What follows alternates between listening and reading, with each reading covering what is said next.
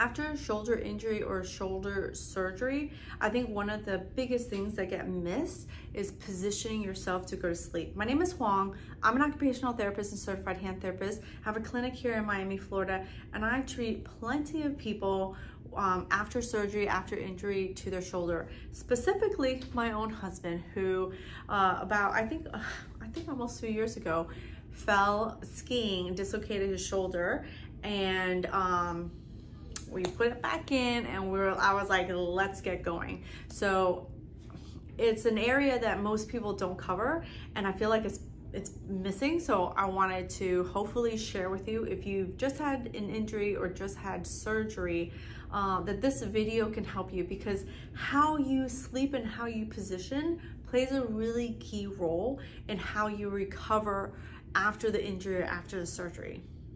Now, it's a pet peeve of mine. I think some doctors say this to help their patients feel more comfortable, but sleeping in a recliner is so terrible for you after a shoulder injury. One of the reasons why, let me share with you before you like get up in arms about like, oh my God, but you're going against what the doctor is saying. I'm saying it because in a recliner, you're poorly positioned, and you're positioned in a more slumped position, right? You can't help it. That's how recliners are. And it's also like it keeps your back bent and it rolls you forward. And so this is the position you end up being in, sleeping in, being in the sling. And so what happens is all your pec muscles, all the muscles in the front that go to your neck and to your shoulder, you're tight like this. And then you're guarding your arms. So then guess what? Your biceps, which starts in your shoulder, gets really, really tight as well. When those muscles get really tight, the muscles in the back get even more stretched out and very weak.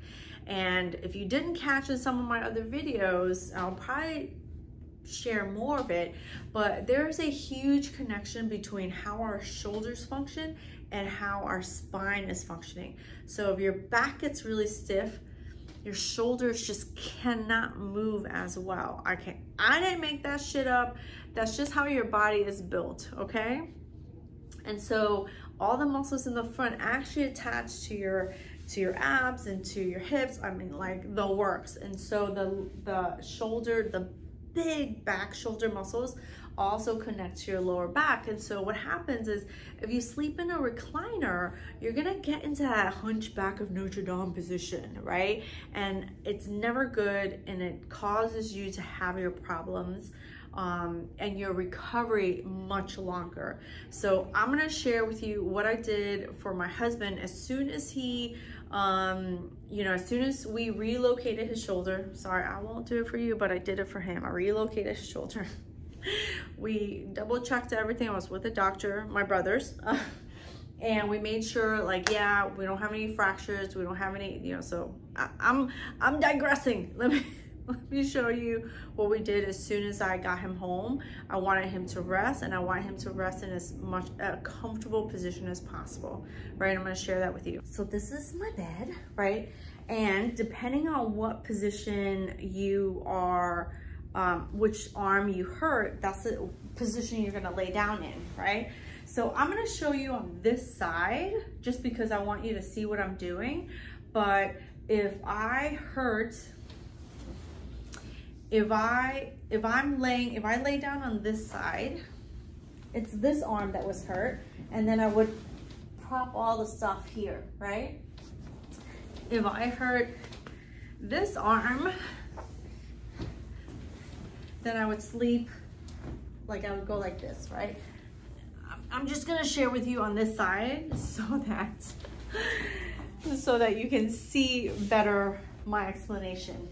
So you want a pillow, and you really want one pillow. We, at the clinic here, we use Pillowise. I use Pillowise, but if you don't have it, you wanna make sure that you have one pillow. If your neck is more like this, like bent forward, maybe 1.5, right? But you want the pillow for your neck, not for your shoulders, right? So the pillow should not be underneath your shoulder. You see what happens when the pillow is underneath my shoulder? It's gonna push this bone forward and it's gonna make my shoulder tight. So you want it to be just for your neck, right? And you see how when I lay like this, my arm falls down and this bone is pointed upward and this bone is down. So what you want, depending on your size, you want a towel. How many towels? Depends on where you're at, depends on the thickness of your arm, right? So for, you know, if you have a small hand towel, you can roll it up. If you have a bath towel, you just fold it, and then you just don't want it to be that high, right? But here you go. If I put it, I don't want it here because it's gonna push my shoulder forward. I want it down here, and I want it positioned like this, right? Now this is high for me, so I'm just gonna show you. For me, I would do it one towel. Right? So for me, I would put it like this, and then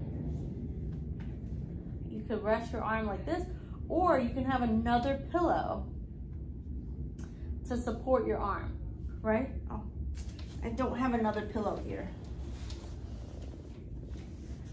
But if I had another pillow, I would put it here. This pillow, and you don't have to have a fancy, this is just a bolster, but you can put pillows underneath your knees to support your back, because you have to sleep on your back now. So you don't want the stress on your hips and on your lower back, but you want this here like this. And you might put another, let's say you had a big pillow and you would prop your arm like this. So you don't have it falling onto your belly. You would just put it and you would prop it like this, right? So you see how my shoulder is more aligned to my body? That's what you want. That's gonna be some of the most important things that you do after a shoulder injury, a shoulder surgery. I was able to move my husband so fast towards recovery after his dislocation because I positioned him in a position that was comfortable for him to sleep in, sleeping on his back, positioning his shoulder so he could be placed in the best possible scenario so he wasn't gonna get so tight like this. I have done this with my patients.